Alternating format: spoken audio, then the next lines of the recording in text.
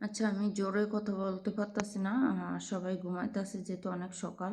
আসসালামু আলাইকুম রহমতুল্লাহি বরকাত। প্রিয় কলিজা ভাই বোনেরা, আশা করি আপনারা ফুল ভিডিওটা দেখবেন। কোথা থেকে দেখছেন অবশ্যই কমেন্টে জানা যাবেন। আর আমার কথাগুলো কেমন হচ্ছে সেটাও জানাতে ভুলবেন না। কথাটা হচ্ছে যে এখন এই যে সোশ্যাল মিডিয়ায় মানে ঢুকলেই দেখা যায় মাকে ছেলে মেরে ডিপ ফ্রিজে রেখে দিছে। এটা আপনাদের কাছে কতটা সত্য মনে হয়? আসলে কেউ যাচাই বাছাই না করে একটা মানুষের উপরে মানে এভাবে দোষ চাপিয়ে দেওয়াটা সবথেকে বড় ভুল, ঠিক আছে? কিভাবে ছেলে সন্তানদেরকে আমরা বিশ্বাস করব?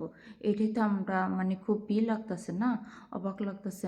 যারা মা, যারা ছেলে সন্তান মানে জন্মগ্রহণ করেছে, জন্ম দিছে, তাদেরকে কিভাবে বিশ্বাস করব? সেটা আসলে কিছু মিডিয়ার মানুষ মানে এমন মিলে প্রচার করে দিছে, এমন মিলে দেশে ছড়াই দিছে মানে বলার বাহিরে অবাক কাণ্ড।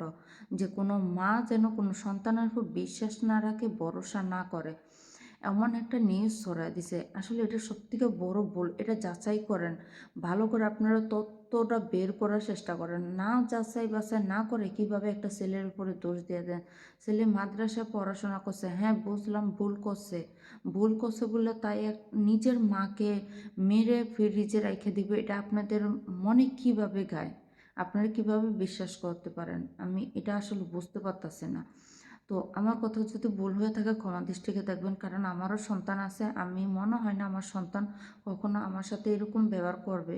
আমার মনে হয় না। যতই মা খারাপ হোক আর যতই সন্তান খারাপ হোক না কেন, কোনো মা সন্তানকে মেরে এভাবে মানে করতে পারবে না, আর সন্তান কখনো মাকে মেরে ফেলতে পারবে না।